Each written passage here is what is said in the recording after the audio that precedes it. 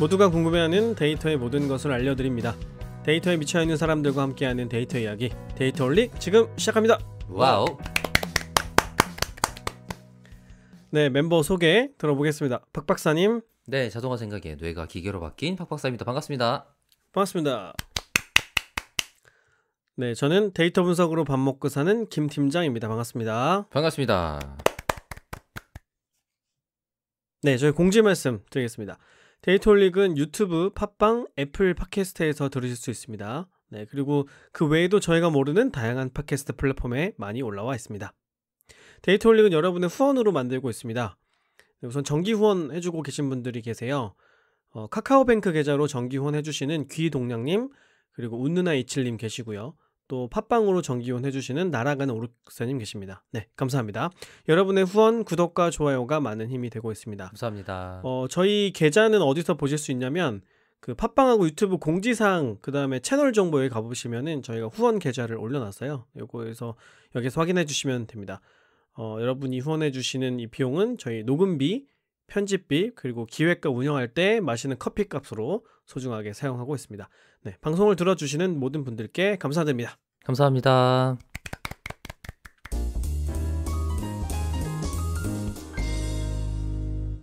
네, 저희 멤버 근황 들어봐야 되는데 우리 박 박사님 혹시 뭐 새로운 근황 있으십니까? 네. 특별한 건 없는데 그 전에 녹음한 거 있잖아요. 네. 클럽하우스에서 저희가 라이브를 한번 해본 적이 있습니다. 네, 지난 시간에 녹음을 했었죠. 네네. 아마 지금 것보다 한 2회 정도 일찍 나갈 것 같은데 순서상으로는. 그런데 클럽하우스에서 저희 방송을 녹음하는 걸 라이브로 같이 진행을 했었는데 제가 제 거 녹음하는 걸 안 켜고 한 중간까지 했더라고요. 그래갖고 김 팀장 걸 듣고 다시 라이브로 제가 재녹음을 한번 해보고 있었는데 바로 포기했습니다.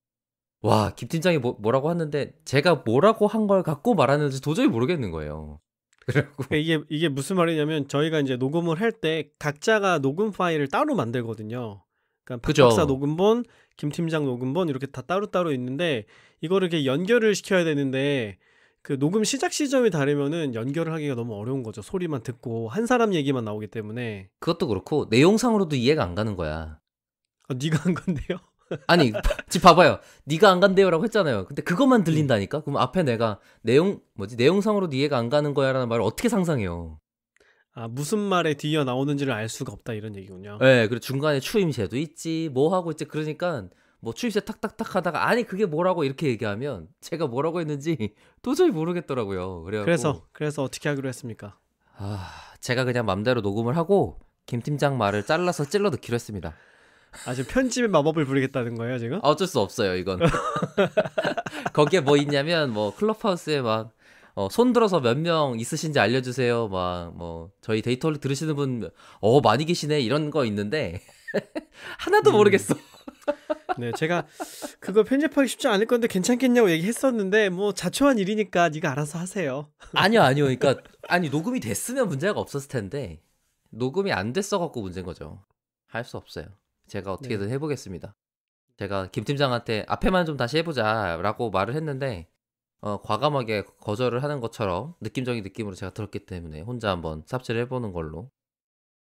그래서 앞에 여러 인터랙션을 해주셨던 분들이 계신데 잘하면 내용상 잘릴 수도 있습니다. 죄송합니다. 네, 뭐 박 박사가 시작한 일 박 박사가 마무리하는 것으로 이게 잘 마무리되어야 우리가 앞으로 또 클럽하우스 라이브를 할 생각을 할 텐데 그죠? 맞아요. 그러니까 이번에 생긴 문제는 제가 우선 결자이지 하는 걸로 해보고 아마 그리고 주요 멘트 나오시고 막 커뮤니케이션 했던 부분은 뒤에 있었어갖고 그거는 다 녹음이 잘 됐고요. 물론 이제 클럽하우스에서 같이 스피커로 해주신 분들의 목소리가 녹음됐다는 게 아니라 제 거가 중간부터 어쨌든 녹음을 했기 때문에 다행히 그 부분은 편집 엄청 많이 들이지 않고 할 수 있을 것 같습니다. 네, 박 박사의 편집이 무사히 끝나기를 기원하겠습니다. 네. 뭐 저는 뭐 특별히 근황을 말씀드릴 것은 없고, 네, 아주 기쁘고도 놀라운 소식이 있습니다. 잠시만요. 네. 책 어떻게 되고 있어요? 소식은 그거 하나 좀 공유해줘요. 제 책이요? 네. 우리 방송에서 제 책을 많이 다뤘잖아요. 네네네. 그래서 관심을 갖고 있는 분들이 많이 반응을 해주셨어요. 댓글도 많이 달아주시고 또 이벤트 신청도 이벤트 신청도 맞아요. 많이 참여해 주시고 그래서 아마 지금쯤 이제 책을 받으셨지 않을까 싶어요. 이벤트에 응모하셔서 이제 선정되신 분들은 지금쯤 제 책을 보면서 공부를 조금씩 시작하고 계시지 않을까 싶고 조금 지나면 아마 그분들이 각자 텍스트 마이닝한 분석 결과물들 공유해 주시지 않을까 저는 그렇게 기대를 하고 있어요. 그래서 좀 어, 재밌는 게 있으면 또 방송에서 소개를 해드릴 수 있도록 그렇게 하겠습니다. 알겠습니다. 그러고 보니까 텍스트 마이닝이 조금 사람들이 공유하기 좋은, 컨텐츠 만들기 좋은 주제죠.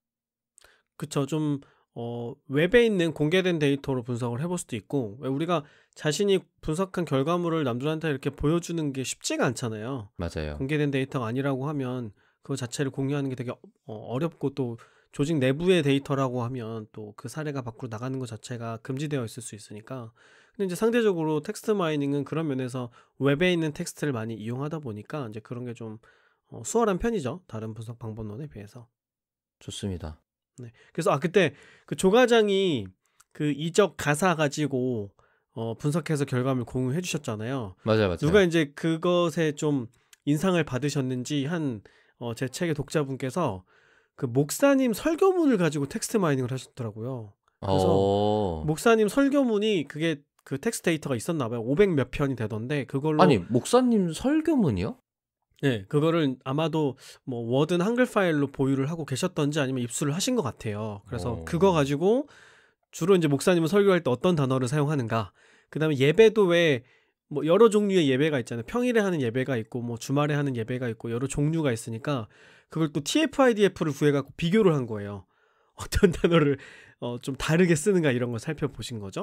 그리고 아, 그거를 그 조과장이 했던 것처럼 카드 뉴스로 만드셨더라고요. 또 거기까지 공을 어, 들이셨어. 그래서 어, 딱 보기 좋은 그런 카드 뉴스 형태의 슬라이드로 만들어가지고 공유를 해주셨더라고요. 그러니까 이런 거는 재밌는 사례들이 많이 이제 만들어질 테니까 또 제가 방송에서 소개 한번 드리도록 하겠습니다. 네, 좋습니다.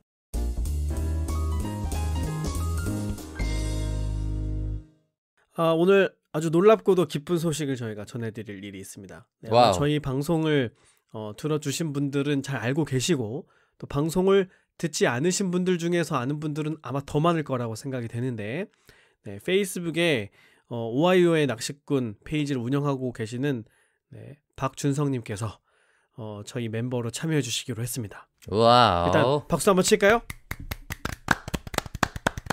네.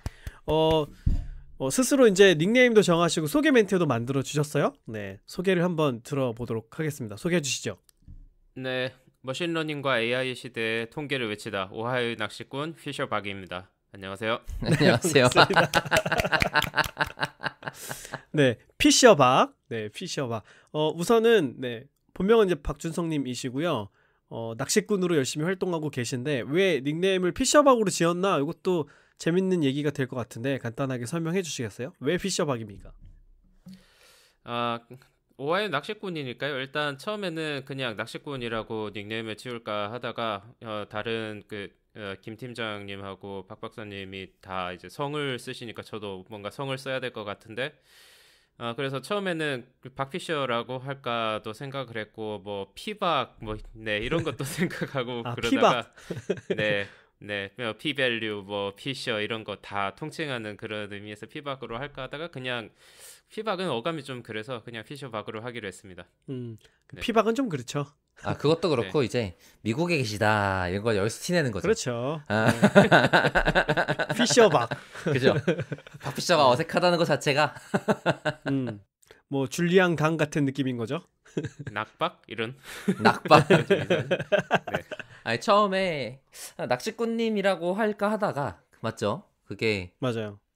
그게 또 원래 피셔에서 나온 말장난이었던 거였어갖고 네, 원래 그랬죠. 원래 다시 돌아갔다에 가까운 것 같습니다. 그 페이지 이름에 피셔 낚시꾼이 들어가는 것도 어떤 이유가 있죠. 통계학과 관련된.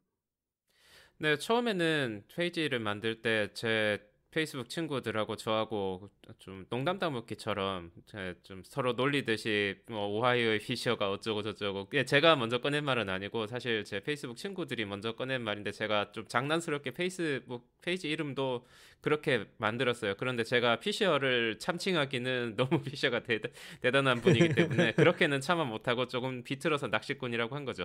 네. 그때 피셔가 이제 준성님으로 환생을 했다. 내가 바로 그 피셔. 맥을 이어받는다 뭐 이런. 얼마나 부담을 주는 거야 대체? 사실은 그런데 좀 중의적인 의미도 있었던 게 낚시라고 하면 인터넷에서 조금 안 좋은 의미로 쓰이기도 하잖아요. 낚는다는 사람들의 의미로요? 주의를 끄는 그런 어그로성 글이나 이런 거를 낚시라고도 하는데 저는 그냥 제가 글을 써서 통계 관련 컨텐츠를 써서 사람들을 낚겠다 이런 의도도 사실 있었던 거죠. 낚시질이군요, 낚시질. 아니 사실 그 페이지로 낚은 사람이 굉장히 많아요. 저도 그 중에 하나고 일단은 근데 이제 그 낚시질에 걸리면 보통 기분이 나빠야 되는데 준성님 글에는 이제 낚시질을 당하면 뭔가 남는 게 생기고 얻는 게 생기니까 기분 나쁜 낚시질이 아닌 거죠. 그래서 아마 사람들도 좀 귀엽게 봐주고 있으니까 그러니까 감사한 거지. 낚여진 게. 제가 감사합니다. 네. 그래서 우리 이제 피셔박님께서 우리도 이 이름을 입에 붙여야 돼요. 피셔박. 네. 피셔박님께서 저희 멤버로 참여해 주시기로 했고 아무래도 이제 피셔박님은 지금 미국에 계세요. 미국에 계시고 저희는 이제 온라인으로 녹음을 하고 있고요. 그래서 저희가 뭐 매번 모시기는 어려울 수도 있으니까 가능한 시간이 되시는 대로 저희가 모셔서 같이 방송을 만들어 보도록 하겠습니다.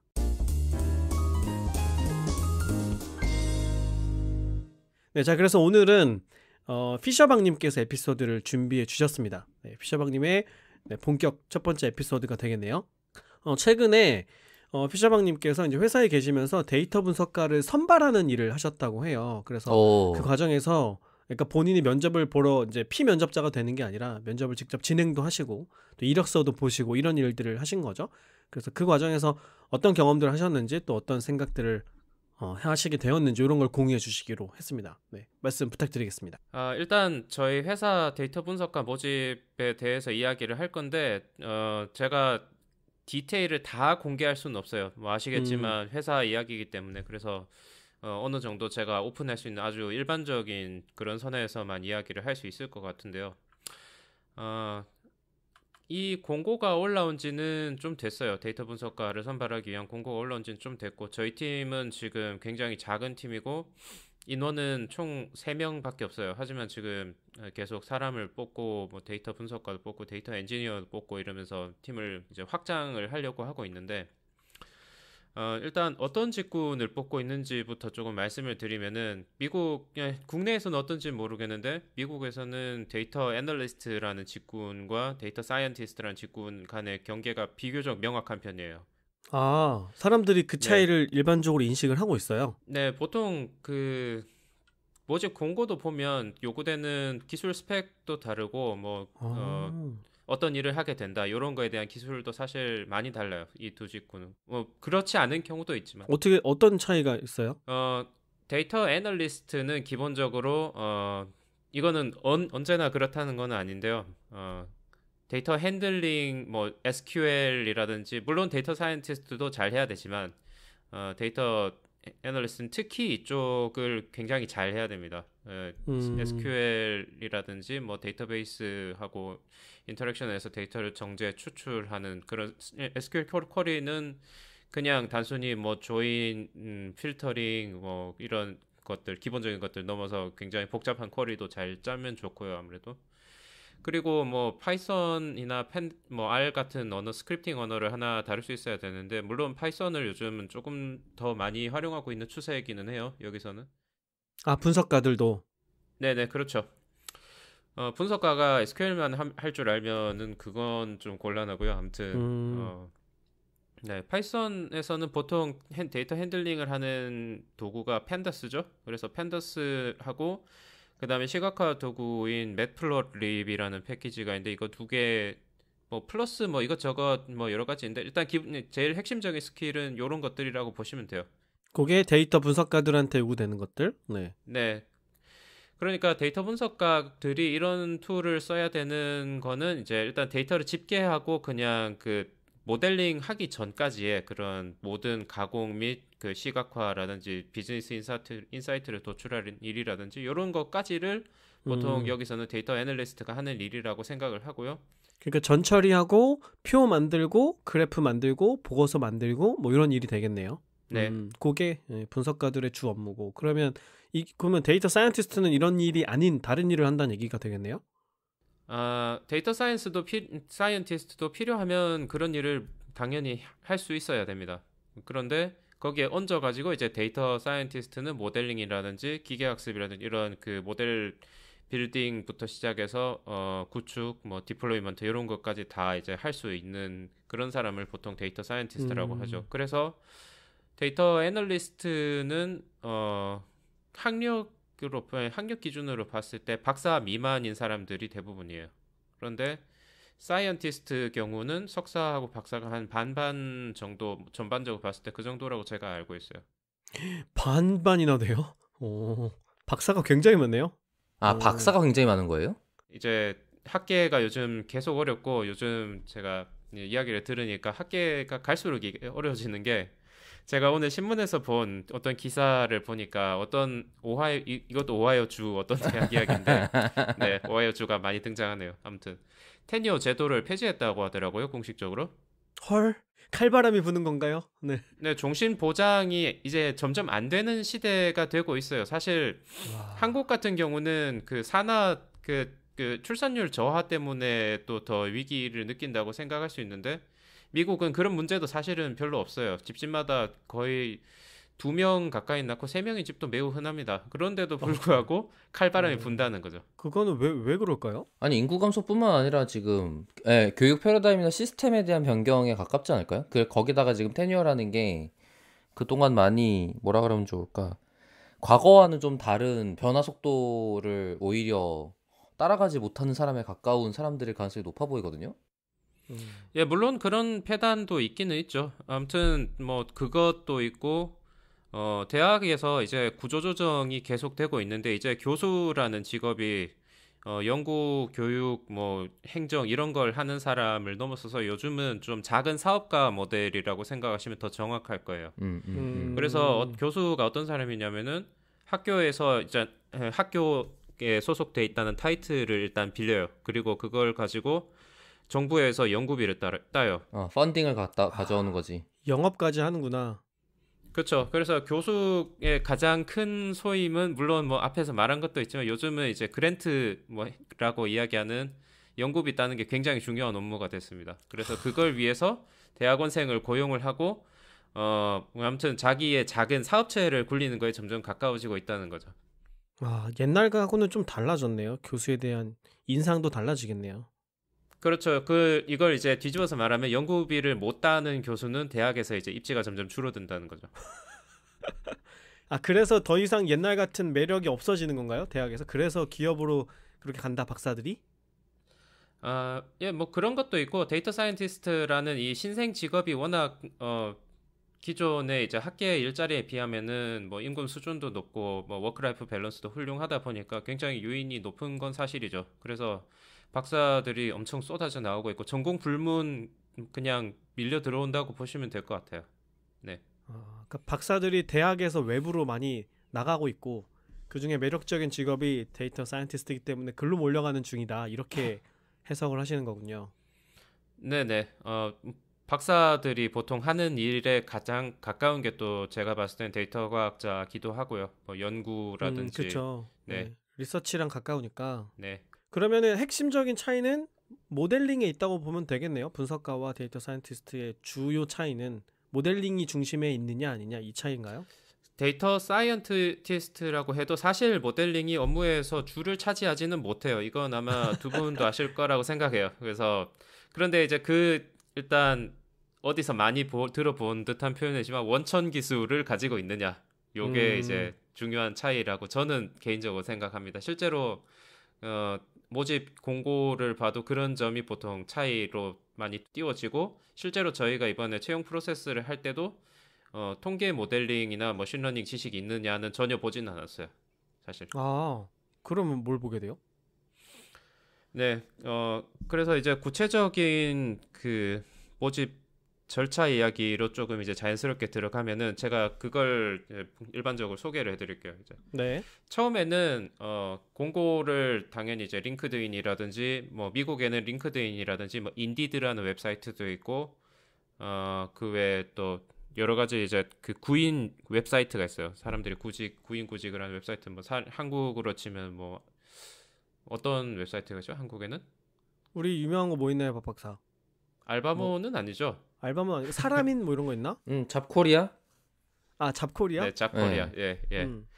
아무튼 그런 데다가 그 자세하게 요구 스킬이라든지 뭐 학력이라든지 우린 어떤 사람을 원한다 이 공고가 올라가면은 이건 딱 한 명을 뽑는 그런 공고예요. 근데 그런 공고를 내면은 이번에 제가 HR에서 들은 거에 의하면 1200명 넘게 지원했어요.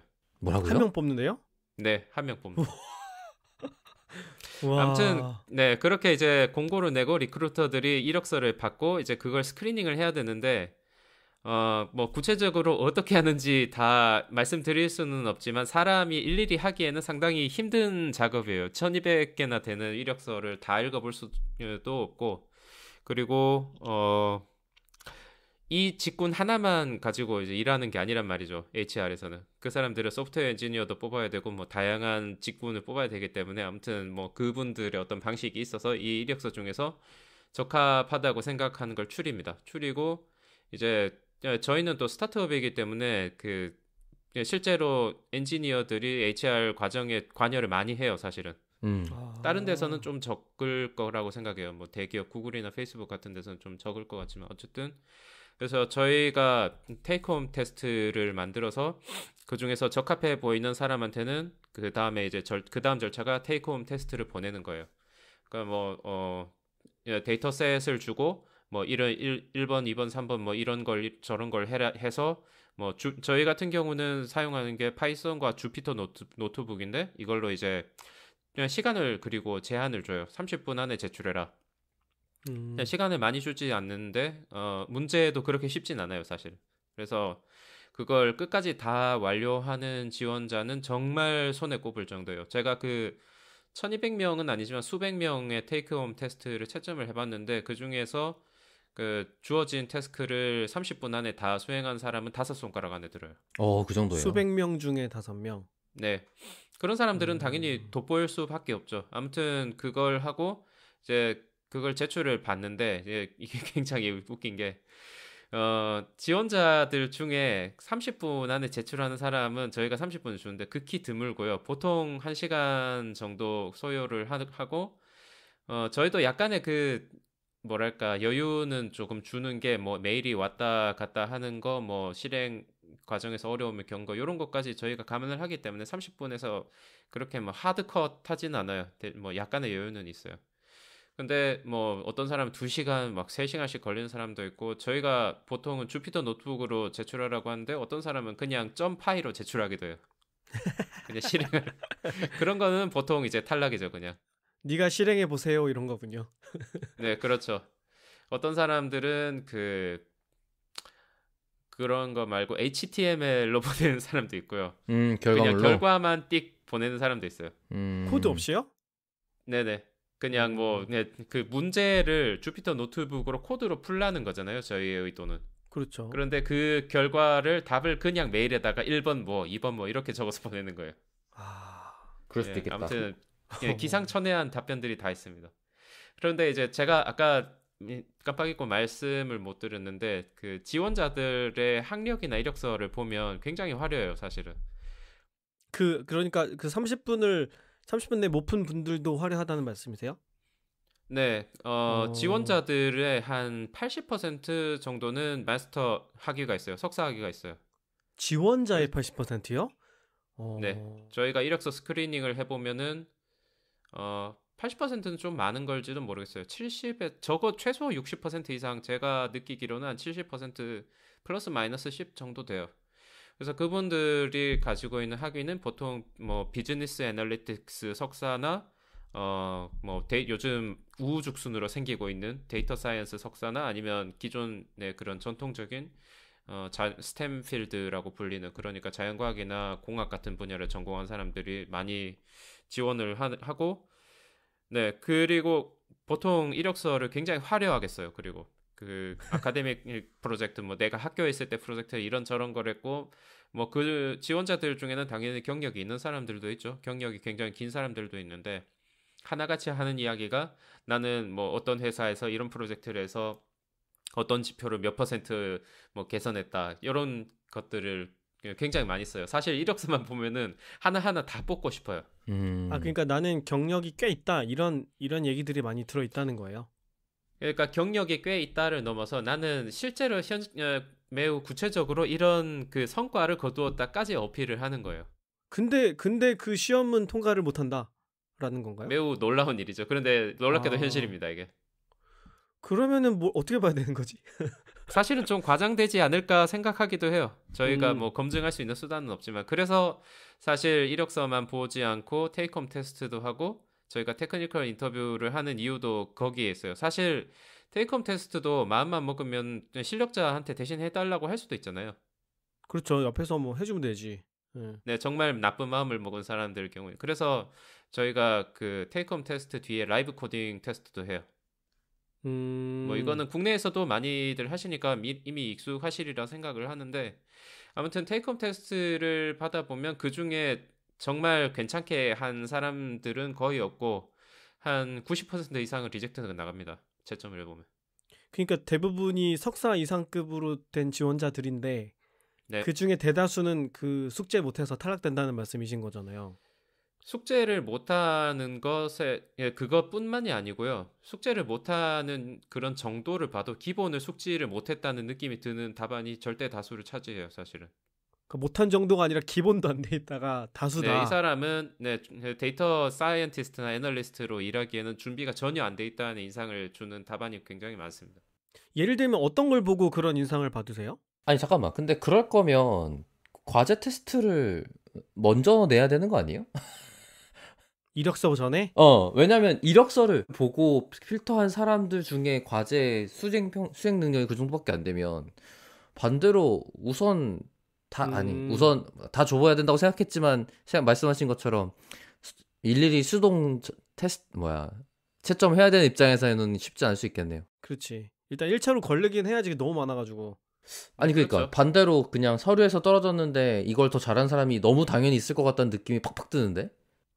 예, 그런 그 false positive가 엄청나게 많죠. 근데 그럴 수 저희는 있겠네. false negative도 물론 많고 그래서 어쩔 수 없는 것 같아요. 이거는 저는 제가 지원자 입장일 때도 느꼈고 지금 이제 제가 선발한 입장일 때도 느끼지만 이 HR 프로세스라는 것 자체가 굉장히 허점이 많고 우리 선발하는 쪽에서 잘못했기 때문에 놓치는 좋은 지원자들이 엄청 많을 거라고 생각해요, 저는. 그래서 그러니까요. 그분들한테는 죄송하게 생각해요, 사실. 근데 뭐 뾰족한 방법이 지금으로서는 없는 거니까 뭐 현실적인 문제 때문에 그럴 거라고는 생각이 드는데 그 다시 저는 궁금했던 게 그 노트북 파일 제출하면 그걸 보고서는 이 사람은 도저히 기본도 안 돼 있다 이렇게 판단하셨다고 했잖아요. 그럼 네. 뭘 보면 왜냐면 저는 이제 되게 좀 의아한 게 그분들 대부분 석사를 하셨고 또 전공도 다 뭐 데이터 사이언스 들어가 있는 전공들이라면서요. 그러면 당연히 기본은 뭐 화려하게 잘하진 못해도 기본은 하지 않을까라는 생각을 저는 갖고 있는데 어떤 걸 보면 이건 기본도 아니다 이렇게 판단을 하신 거예요? 그러니까 이게 정말 놀랍잖아요. 그 사람들의 레주메 이력서를 보면은 파이썬으로 이것저것 했다. 머신러닝 프로젝트도 했고 뭐 화려해요. 그런데 실제로 보면 어떤 걸 못하냐면은 조인을 못해요. 판다스로. 테이블 조인을 못 한다고요? 네, 테이블 조인을 못한다거나 아니면 필터링을 못한다거나 필터링을 못 한다고요? 예. 그거는 학생이 아닌데 아직? 문제 의도를 잘못 이해하는 경우도 있고. 네. 아까 준성님이 기본이라고 말씀하시는 거는 진짜로 기본을 그러니까 진짜로 기본을 수업 하나 들으면 풀 수 있는 정도도 안 된다라는 거잖아요. 그런 거나 아니면 소팅이나 이런 것도 뭐 잘 못하는 경우도 있고. 그게 이게 시간 제한이 걸려 있어서 그런지는 모르겠네요. 그렇겠네요. 그러니까 저는 말씀하신 거 듣고 내심 과제가 수준이 높겠지라고 생각하고 있었거든요. 근데 조인을 못 한다고? 약간 이런 생각이 든 거죠. 그니까 나도 그래서 물어본 거야. 물론 조인은 하는 사람도 많아요. 조인까지는. 그런데 이제 시간이 모자라 가지고 뒤로 갈수록 코드가 엉망이 되죠, 사실은. 바쁘니까. 그런데 이제 그런 걸 보면서 제가 드는 인상은 뭐냐면은 이 사람은 평소에 판다스를 가지고 데이터를 핸들링하는 경험이 충분히 쌓여있지 않구나라는 인상이 팍팍 들어요, 사실. 그러니까 실제로 분석을 많이 해본 사람은 아니구나 이렇게 생각하신다는 거군요.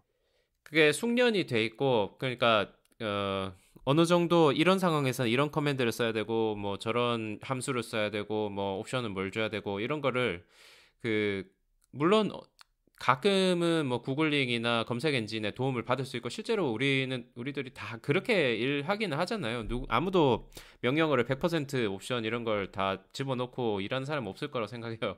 그런데 그래도 핵심적인 그런 골자라든지 이런 거는 머릿속에 들어있어야 한다고 생각을 해요. 그런데 그게 안 돼 있다는 거죠. 예상과 매우 다르네. 저는 어떻게 생각하냐면 이럴 거라고 생각했어요. 잘하는 사람이 너무 많아가지고 점수가 다들 상향 평준화 되어 있어서 그 중에서 고르는 게 어렵지 않을까? 저는 이런 생각을 갖고 있었는데 완전 오해네요. 전혀 다른 상황이네. 100점 만점으로 한산화를 하면은 아마 평균 점수가 40점 정도 나올 것 같아요. 허허. 네, 저는 네. 공감을 좀 하는 것 같아요. 어떤 면에서? 지금 말씀하시는 그 겪으시는 여러 지원자들의 현황들이 저는 좀 많이 와닿는데, 왜냐하면 지금 말씀하실 때 지원자들 중에 뭐가 있을까요? 경영 쪽이시라거나 아니면 뭐 처음부터 판다스가 익숙하시거나 이런 분들이 아닐 가능성이 높은 사람들이 뭐 석사 2년 혹은 학부 때 지금 이걸 제대로 배우시는 분들은 많지 않을 거라고 생각하는데, 뭐 아니네요. 요즘에는 많을 수도 있겠네. 근데 이제 그게 완전히 손에 익을 정도로 익숙하게 하는 사람들이 얼마나 있을 거냐라고 생각해 보면, 생각보다 코딩이라는 기술 자체가 그 손에 익을 때까지 익숙하게 하는 데까지 하는데 허들이 높아서 꽤 많은 경우 그렇게 안 해요. 네. 숙련할 만큼 시간을 겪은 사람들이 많지는 않을 거다. 그것도 있고 여기에 숙련도를 높이지 않아요. 코딩에. 네, 사람들이. 제가 느끼기엔 좀 그런 느낌이었어요. 네, 그러니까 시간을 주고 이 사람들한테 구글 검색 찬스를 쓰게 해주고 이러면 한 하루 정도 주면 다 잘 할 거예요. 그러니까. 네, 그런데 이게 그 실제로 저희가 업무를 해보면은 그게 손에 익어 있는 사람, 뭐 예를 들면 저랑 지금 같이 일하고 있는 이 시니어 데이터 애널리스트가 있는데 이 친구는 정말 잘해요, 사실. 네, 정말 제가 인정하는 사람인데 SQL하고 판다스는 약간 떨어지는데 SQL은 정말 잘해요. 뭐 판다스도 어느 정도 하고 그런 사람하고 그 지금 이 면접에서 떨어지는 사람 이런 사람들하고 일을 시키면 제가 봤을 때는 그 시간적인 효율성 측면에서 봤을 때 3배에서 4배 이상 차이 날 수 있어요. 그렇겠죠. 뭐 업무가 쏟아져 나오는데 그거 뭐 구글링 해가며 커맨드 찾아가며 이렇게 하면 제 시간 안에 그걸 어떻게 다 해결을 하겠어요. 그러니까 빨리 그렇죠. 고민하지 않고 빨리빨리 풀어낼 수 있는 사람을 이제 찾게 되는 거죠. 기업 입장에서는. 근데 이제 네. 학교에서 공부했던 분들은 그게 손에 익을 정도로 훈련을 받은 사람들은 아닐 거다라는 게 박 박사 생각인 거죠. 아니요. 그것도 그렇고 그거를 손에 익을 때까지 해야 된다고 인지한 사람이 많지 않은 것 같아요. 그게 가장 필요성을. 예. 구글링 하면 되잖아. 그리고 그러니까 할 게 워낙 많으니까 공부할 것도 많고 그렇죠. 뭐 통계적인 거나 이런 것들을 다 해야 되기 때문에 얘를 손에 익을 때까지 해야 돼라는 인지가 적은 상황인 것 같아요.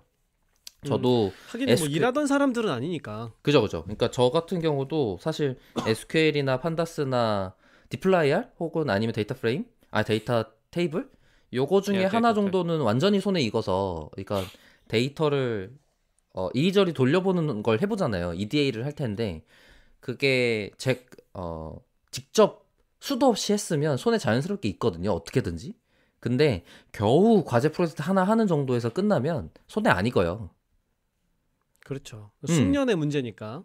이거는 그러니까 네. 이게 그 박 박사님 이야기하시는 게 사실은 메타인지적인 측면이라고 생각을 해요. 맞아요. 내가 무엇을 잘하느냐 못하냐 자체에 대한 지식이 없으면은 이제 면접에 들어오면 그냥 망하는 거죠. 내 약점이 뭔가 이거를 발견하고 수련해서 와야 되는데 그런 게 없다는 거군요. 내가 이게 정말 익숙한가 아닌가 그거에 대한 인지도 없는데 이제 이게 약간 역설적인 게 이제 김 팀장님이나 박 박사님이나 저는 이제 현업에 이미 있어 본 사람들이기 때문에 이게 면접에 들어오는 사람들한테 면접관들이 기대치가 어느 정도인지 어느 정도 알잖아요. 그죠? 그러면 거기에 맞춰서 준비를 할 수 있는데 그게 정말 이게 달걀과 닭 문제 같은 게 그 한 번 들어와 본 사람은 이걸 알기 때문에 다음 면접에서 또 잘할 수 있는데 한 번도 이 면접관의 위치에 있어 보지 않은 사람들, 최초 구직자들 입장에서는 어느 정도까지 해야 면접관들의 눈높이를 맞출 수 있는지조차 모르는 거잖아요. 아, 어디가 이 커트라인인지에 대한 감이 전혀 없는 상태다. 그렇죠. 어느 정도의 숙련도가 일반적으로 데이터 애널리스트에게 기대되는가를 모른다는 거죠. 네, 생각보다 그런데 그게 구직자들의 눈높이보다 꽤 높고 사실 그 지점이 그 경력이 없는 사람들이 절대적으로 불리한 지점이라고 생각해요. 그러니까 회사에서 일을 해봤어야 이런 걸 숙련할 시간도 있고 일할 때 실제로 뭐가 필요한지도 알 수 있고 한데 학교에서만 있었으면 뭐 그런 걸 알 방법이 없으니까 이렇게 된다는 거군요. 그러니까 이제 그런 학생들은 요즘 뭐 데이터 사이언스라고 하면 아 데이터 사이언스 그거 머신러닝 딥러닝 아니냐 그러면서 뭐 패키지 몇 개 그냥 임포트 해가지고 그냥 피팅 모델 피팅하고 그 이런 뭐 CLF 점 predict 뭐 X 뭐 이런 식으로 그런데 이제 그런 거를 하는 것보다 사실 현업에서 더 중요한 건 정말 숙련된 그런 솜씨 이런 거라는 거를 사실 이해해야 하는 거죠. 면접 과정에서는. 네. 그러니까 그 모델링 함수 쓰는 게 문제가 아니라 일단 전처리나 잘 효율적으로 해야지 이게 기본이지 이런 거군요. 특히나 데이터 사이언스티스트 직군보다는 데이터 애널리스트 직군에서 그런 게 더 강조된다고 생각을 해요. 직군 특성상. 그렇겠네요. 그 네. 일을 뭐 실제로 제일 많이 할 테니까 그 사람들이. 실제로 예전에 이제 데이터 사이언스가 생기기 전에도 회사에서 엑셀로 데이터 정리 뭐 핸들링 하시는 분들은 계셨잖아요. 그런데 그런 그쵸. 분들 보면은 귀신처럼 잘하시는 분들 있잖아요. 그렇죠. 가끔 네, 날아가는 분들 네. 있죠. 날아다니는 분들. 예, 정말 그런 분들이 이제 필요하다는 거죠, 사실은. 그렇죠. 그러니까 이게 네. 저도 항상 교육을 하면서 드는 생각이 지금 대부분의 교육이 너무 머신러닝 모델링에만 방점을 찍고 있잖아요. 대부분의 시간에 막 온갖 모델링 가르치고 막 뭐 앙상블, 스태킹, 막 딥러닝까지 다 가르치려고 하다 보니 앞에 그 뭐 전처리하는 훈련은 별로 시간을 많이 할애를 못 하는 거거든요. 그럼 이제 실제로 프로젝트를 해보면 모델링이 문제가 아니라 앞에 데이터 처리를 하는데 시간을 너무 쓰느라 실제로는 모델링 하는데 별로 공을 못 들이는 문제가 생기는 거죠. 아니 근데 그러면 그 방금 말씀하신 대로라면 교육 커리큘럼 쪽에서 숙련 기간까지도 커버를 해줘야 된다라고 보시는 거예요? 뭐 어떤 분야에 어떤 목적을 갖는 교육이냐에 따라서 다르겠죠. 근데 만약에 뭐 현업에서 일할 사람을 길러내는 교육 과정이다 그러면 모델링도 물론 알아야 되겠지만 그 앞단의 기본기를 좀 탄탄히 해주면 좋은데 이제 그럴 시간은 없죠. 아니 거기다가 교육 과정을 담당하시는 분들 입장에서는 그거는 이제 알아서 해야지 같은 느낌일 것 같은데. 알아서 해야지도 있고 그거는 제 인상으로는 그건 좀 되게 쉬운 거 아니야? 뭐 이렇게 생각하시는 것 같아요. 진짜? 그러니까 뭐 전처리하는 거 기본 아니야? 그걸 왜 그렇게 시간을 많이 써야 되지? 이런 생각을 할 수 있는 거죠. 제 생각에는 그쪽은 이제 그 어느 정도 알려준 다음에 이제 숙달 반복 그 다음에 이제 속도 향상 이거는 반복의 영역이기 때문에 그러니까요. 그냥 손 잡고 그러니까 멱살 잡고 끌어갈 수 있는 쪽이 아니라는 거죠, 소위. 교육으로 해결이 되느냐? 그러니까 이거는 캐글 같은 데서 데이터셋을 다운받아 가지고 무수히 연습해보고 내가 이거는 내가 정말 구글 검색 안 해도 내가 할 수 있다 요런 정도까지 숙련을 해야 사실 면접에 들어오면은 그리고 항상 긴장이 되고 시간 제한이 있으니까 평소 실력이 다 안 나오잖아요. 그것까지 감안을 하면은 사실 평소에는 아주 잘 숙련된 그런 정도 거의 그냥 물 흐르듯이 할 수 있어야 되는 거죠. 그래야 실제 상황에선 그거보다 조금 못할 테니까. 그렇죠. 그래야 통과를 할 수 있다 이렇게 되는 거군요. 그리고 실제로 그냥 최종 면접까지 온 사람들은 그런 정도의 스킬이 돼요. 그러니까 이 면접을 통과하려면은 1200명 중에 탑 5 안에 들어야 돼요. 네. 근데 우리나라에 비해서는 조금 뭐라 그래야 돼? 더 지원자 풀이 여유로운 상황이신 거는 같아요. 네, 그렇죠. 인구도 그렇고 뭐 사실 뭐 아마 짐작하시겠지만 그 비자 그러니까 시민이 아닌 사람들이 지원한 비중이 굉장히 높잖아요. 그죠. 네, 제가 정확히 몇 퍼센트라고 말씀드리기는 조금 그렇지만 아무튼 그렇기 때문에 경쟁이 매우 치열합니다. 음. 와, 네, 그래도 정말로 그러면 몇천 대 1인 거네, 진짜로. 말 그대로 그렇죠. 몇천 대 1인 거네, 비유적으로가 아니라. 예, 이건 말 그대로 여기서 합격하는 사람은 1200대 1을 뚫은 거예요. 허. 그리고 그 1200 중에 학사학위자는 별로 없어요. 와, 아니 그건 진짜 쉽지 않을 것 같아요. 참 네. 네, 다양한 문제가 섞여 있는 것 같네요. 학력 인플레도 있고, 네. 교육의 방법의 문제도 있고, 아니면 훈련하는 사람들이 뭐가 중요한지를 모르는 문제도 있고. 데이터 사이언스 학과의 범람도 있죠, 이게. 아, 데이터 사이언스 학과의 범람. 그게 네. 미국에서도 그런 현상이 있군요. 뭐 당연하겠지만 왜 국내에서도 데이터 사이언스 들어간 전공들이 굉장히 많이 생겼잖아요. 네. 미국이 훨씬 많을걸요? 안 그래도 미국 대학들 지금 그 캐시카우가 좀 필요한 상황이잖아요. 맞아요. 근데 이제 예, 데이터 사이언스가 아주 좋은 캐시카우 역할을 하고 있죠.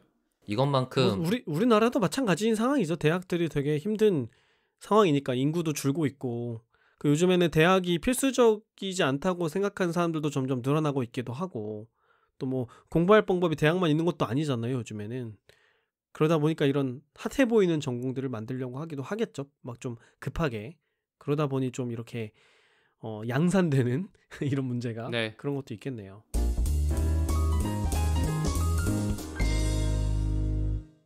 예, 하던 이야기로 좀 돌아가가지고 이 테이크홈 이그잼까지 이야기를 했는데 그 다음 단계는 이제 라이브 코딩입니다. 라이브 코딩. 네, 네. 라이브 코딩에서는 뭘 하나요? 라이브 코딩은 이제 파트가 두 개가 있는데요. 하나는 이제 SQL을 테스트하고 다른 하나는 파이썬을 테스트를 해요. 아 저는 절대로 통과 못합니다. SQL 때문에? 아니 둘 다. 아, 둘 다. 제가 아까 말씀드렸던 그 제 동료가 SQL을 테스트를 하고 아마 기본적인 것 플러스 약간 난이도 있는 걸 물어볼 것 같고요. 그죠? 제가 판다스를 이제 테스트를 해요. 저희는 포캐스팅을 많이 하기 때문에 저희는 이제 시계열 자료, 타임 시리즈 자료를 핸들링하는 걸 또 물어보는데 이쪽은 경험이 없는 사람은 절대 대답을 할 수가 없어요. 맞아. 자료 특성상. 그렇죠. 시계열은 타임 너무 시리즈는 안 힘들어요. 건드려 네. 보면 예. 그렇죠. 전혀 네. 좀 다른 접근들이 많기 때문에. 네. 아무튼 그렇게 하는데 이제 놀라운 거는 제가 아까 그런 말씀 드렸잖아요. 그 테이크홈 테스트는 잘 하는데 이 남이 해준 것 같은 느낌이 드는 사람이 있다. 와서 해보면 너 좀 느낌 다르다. 다르구나. 그러니까 제가 테이크홈을 이제 제 동료하고 나누어서 채점을 하는데 가끔 보면 정말 놀랍게 잘하는 그런 지원자가 있고 그런 지원자가 이제 현업 경력도 없고 학교를 갓 졸업한 지원자다. 그러면은 눈길이 갈 수밖에 없어요, 사실은. 놀랍잖아요. 그렇죠. 인재인가? 이제- 이렇게 생각하는 거지. 네. 그런데 그런 사람이 이제 라이브 코딩 테스트에 들어가가지고 너무 못해요, 사실. 이 사람이 내가 숙제를 채점한 그 사람 맞나라는 생각이 드는 사람도 간혹 있어요. 정말 너무 못해서. 그럼 그 얘기는 누가 도와줬단 얘긴데 어차피 라이브 코딩 있을 거라는 걸 아는데 왜 그렇게 하는 걸까요, 그 사람은? 뭐 그나마 자기가 할 수 있는 최선을 다한다고 생각하는 걸까요? 뭐 운에 맡기고 내가 풀 수 있는 거 나오면은 풀고 안 나오면 그냥 떨어지지 뭐 이렇게 생각할 수도 있죠. 아, 라이브 코딩이 운 좋으면 점수 잘 나올 수도 있으니까 일단 네, 거기까지 뭐 가자. 안 하는 것보단 낫잖아요. 네. 그거 참 신기한 일이네. 아니 어차피 만약에 그렇게 해서 통과됐다고 하더라도 현업에서 일을 못 할 거 아니에요, 제대로.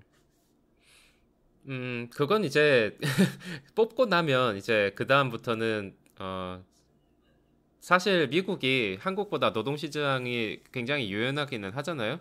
그렇죠. 그렇기는 하지만 이제 회사 입장에서는 리크루팅을 하는데 드는 그 시간과 자원이 엄청나요, 사실은. 왜냐하면은 제가 이 직군을 뽑기 위해서 제 동료하고 저하고 테이크홈 이그잼도 수백 개를 채점을 했어요.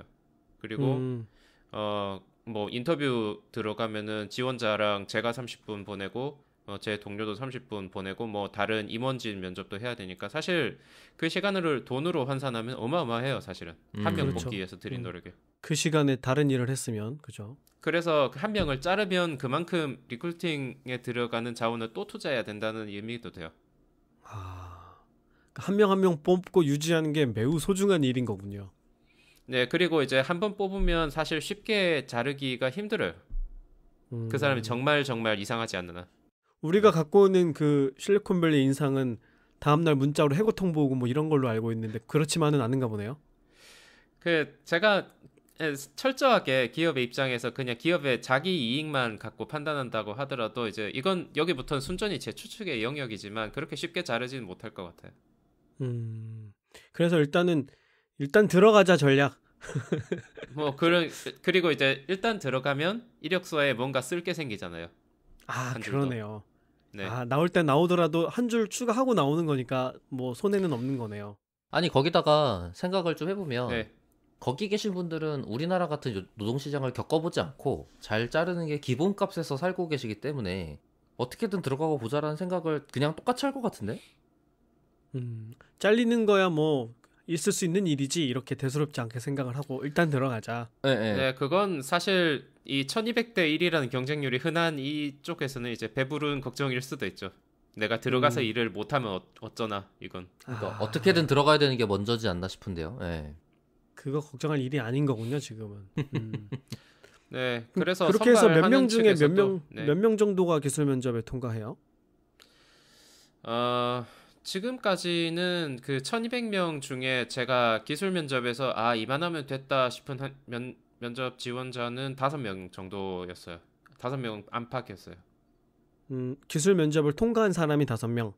제 기준에서 그렇고 이제 제 동료도 통과했느냐는 별개고 그다음에 이걸 이제 제가 마지막 단계를 아직 말씀을 안 드렸는데 저와 제 동료라는 관문을 넘고 나면 그다음에 이제 임원진 면접을 해야 돼요. 그래서 이 사람이 회사에 들어왔을 때 그 문화적인 핏이 잘 맞을 거냐, 뭐 우리 회사에 잘 적응할 것이냐, 뭐 이런 이제 것을 더 평가를 하게 되고 좀 뭐 안 된 일이지만 기술 면접을 통과를 했는데 임원진 면접에 가가지고 이 사람은 경험이 좀 부족한 것 같다 뭐라든지 이런 이유로 떨어지는 사람도 있어요.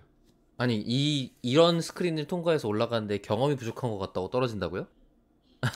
예, 조금 웃길 일이지만 이제 그 평가는 저희만 하는 게 아니고 다면적으로 이루어지기 때문에 그렇죠. 꼭 임원진이 아니라도 그리고 데이터 사이언스를 한다는 거는 기술적인 것만 하는 게 아니고 사실은 비즈니스 쪽에서 이제 담당자 스테이크 홀더라고 부르는 사람들하고 인터랙션을 하는 것도 포함이 되잖아요. 그죠.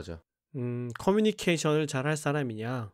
네, 커뮤니케이션도 커뮤니케이션이고 그리고 이제 제가 일하는 이 회사는 약간 특이한 업종에 종사하는 곳이기 때문에 뭐 호스피탈리티라고 해가지고 뭐 호텔, 뭐 리조트 이런 쪽 데이터를 다루기 때문에 이쪽에 대한 이해가 너무 없다고 생각하면은 그 안 좋은 인상을 줄 수도 있어요. 네, 뭐 다 그렇다는 건 아니에요. 도메인 날리지가 그래도 좀 필요하지 않나 이런 정도인 그렇죠. 거죠. 예. 네, 그래서 학교를 갓 나온 사람은 테크니컬한 측면에서 아주 뛰어나도 운 나쁘면 그쪽에서 걸려서 안 될 수도 있어요. 지금 말씀하시는 건 아마도 이제 스타트업 특성이지 않나 싶어요. 생각을 해보면 워낙 일당백으로 지금 사람을 채용해서 회사를 운영해야 되는 입장이다 보니까 도메인 지식을 가르칠 시간이거나 자기가 공부하도록 시간을 줄 수 있는 상황이 안 된다에 가까울 수도 있을 것 같아요. 네, 저희는 즉시 전력감을 원하죠. 아무래도. 네네네. 그러니까 바로 투입해야 되는 사람이기 때문에 사업에 대한 뭐 이해나 감각이 어느 정도는 있는 사람이어야 된다. 그런 생각을 임원진들은 하는 거군요. 네, 그래서 이상적으로는 이쪽 인더스트리에서 한 2, 3년 정도 경력이 있으면서 테크니컬 인터뷰도 통과할 정도가 되고 그 다음에 회사 사람들하고 잘 지낼 수 있을 정도 인성도 그렇게 문제가 없어 보여야 한다. 이게 이상적으로는 가장 좋은 후보일 텐데 이런 사람은 찾기가 매우 힘들죠. 저희가 지금까지 면접 본 사람 중에 이걸 다 충족시킨 사람은 없어요. 없는 게 맞는 것 같아요. 그걸 우리가 유니콘이라고 하는 거잖아요. 그거를. 그런 사람이 있으면 그쵸. 그런 사람은 아마 오히려 회사에게 갑으로 행동할 수 있을 것 같아요. 회사가 그렇지. 갑이 아니고. 네. 내가 가고 싶은데 골라갈 수 있는 거겠죠. 그런 사람들은 정말로. 실제로 그런 조건을 다 충족시키지는 않는데 그 후보들 중에 학교를 이제 갓 졸업하는 그런 사람 중에 굉장히 뛰어난 사람이 하나 있었어요. 그래서 제가 눈여겨보고 있었는데 아니나 다를까 다른 데서 오퍼 이미 받았고 이쪽에 이제 저희한테 데드라인 주더라고요. 언제까지 카운터 오퍼를 줘라. 안 그러면은 여기 난 가겠다. 거기로 가겠다. 네.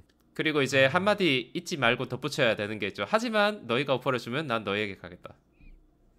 끝까지 여지를 남기고 네. 협상을 하는 거군요. 그런 식으로. 예, 그 말을 덧붙이지 않으면은 이제 회사에서 공을 안 들일 수도 있죠. 좀. 네. 그렇죠. 어차피 안 오겠지라고 생각이 되면 굳이 공을 네. 들일 이유가 없으니까. 특히나 그 탑 캔디데이트라면 뭐 아주 잘한 후보라면은 그렇게 생각할 수도 있죠. 그러니까 이게 참 어디나 양극화가 있지만 여기도 참 양극화가 심한 것 같네요. 그러니까 예전부터 데이터 사이언티스트, 뭐 데이터 사이언스라는 이 직종은 뭐 21세기에 가장 섹시한 직업이니 뭐 앞으로 수요가 늘고 이걸 다 채우지 못해가지고 인력 난이 일어나느니 사실 이 모든 그 말이 이 데이터 사이언티스트가 되고 싶어하는 사람 자체가 부족해서 그런 게 아니라 그 중에 퀄리파이 된 사람, 그 중에 자격이 되는 사람이 부족하기 때문에 그런 부족 현상이 생긴다라는 뜻이잖아요, 이게. 그죠. 그렇죠.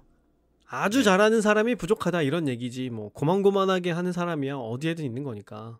아니 거기다가 비슷한 문제가 또 뭐가 있는 거 같냐면 아주 잘하는 사람을 아주 제대로 돈 주고 데려오는 경우도 별로 없는 것 같아.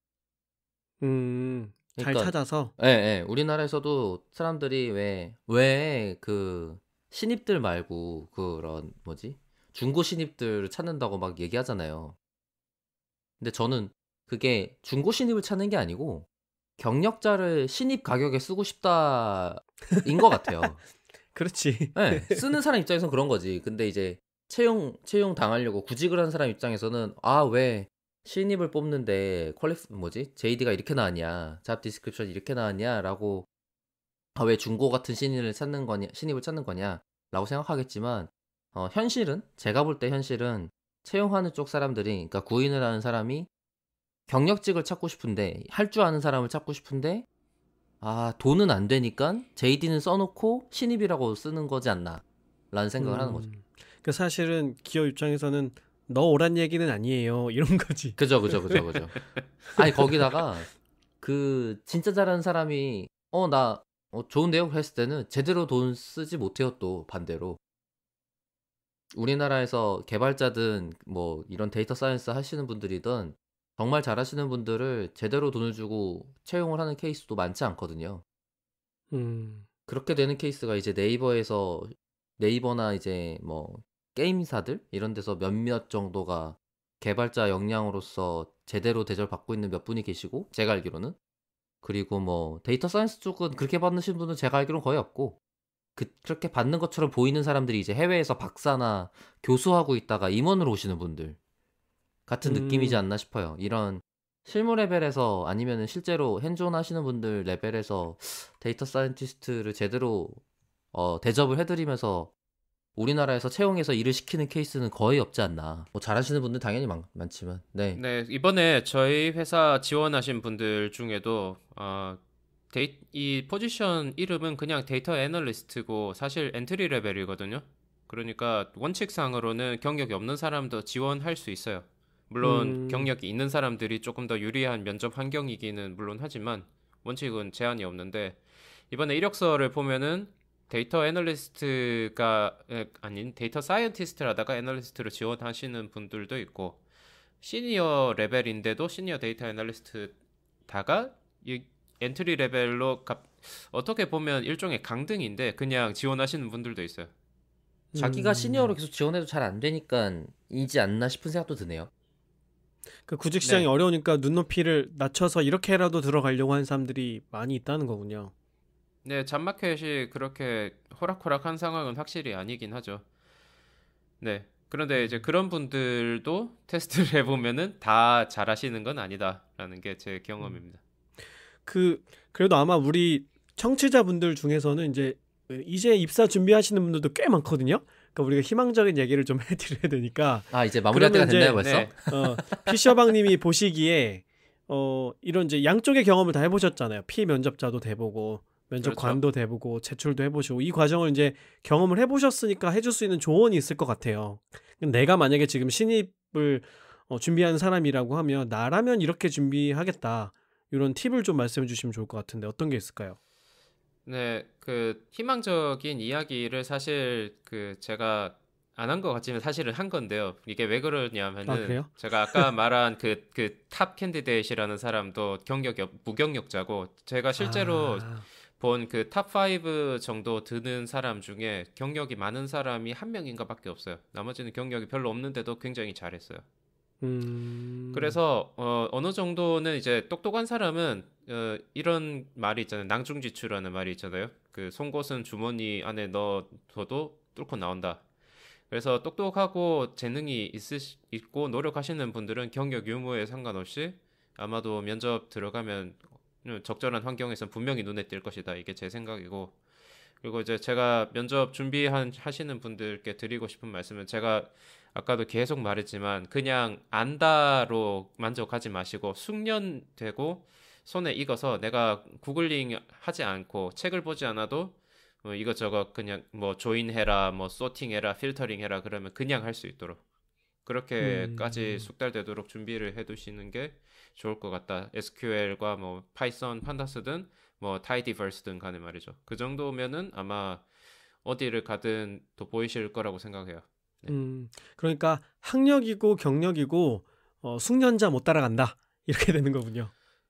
네, 제가 만약에 그런 사람이 있다면 예를 들어서 고졸인데 대학도 안 나왔어요. 그런데 업계 현장에서 엑셀부터 시작해가지고 이제 SQL하고 뭐 파이썬 판다스로 점점 이제 영역을 넓히면서 한 10년 이상 이쪽 일만 계속 해와가지고 이쪽에는 완전 도사다 그런 사람이 있으면 저는 석사학위자 다 지키고 그 사람 뽑을 겁니다.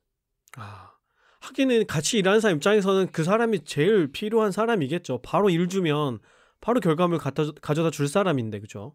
뭐 학력이고 그렇죠. 나발이고. 네. 근데 저는 또 한 가지 궁금한 게 그러면 어떻게 그렇게 개인이 숙련을 할 수 있을까요? 어떤 방식으로 그걸 쌓을 수 있을까요?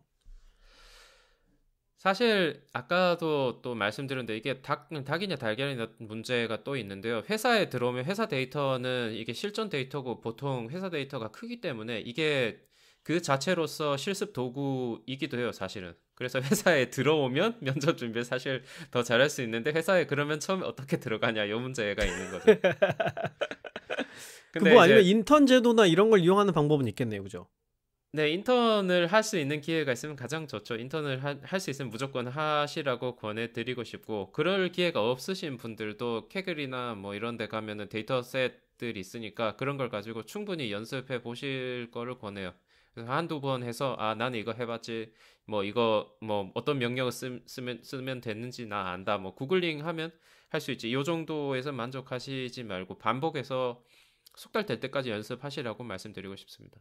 그러니까 최대한 실무 데이터랑 비슷한 걸 찾아서 스스로 네, 연습을 많이 해보는 게 제일 좋은 방법이다. 이렇게 생각하시는 것 네, 같네요. 네.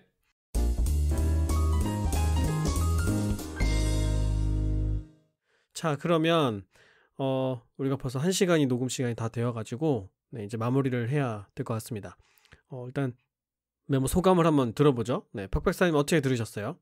네, 그러니까 앞에 계속 들으면서 느꼈던, 아, 이거 기준이 좀 높은데?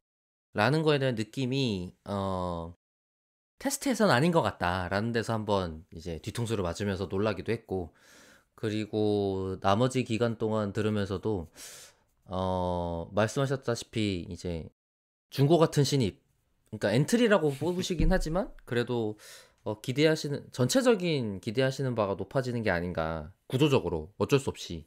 약간 이런 느낌이 들기는 합니다. 확실히 면접에 참여하시는 분들의 최소한의 눈높이를 뭐가 됐든 만족을 해야 그래야 다 통과가 되는 걸 테니까요. 모든 단계를. 그런 부분이 참 여러 구직하시는 분들이 쉽지 않겠구나라는 생각이 좀 같이 들었고요.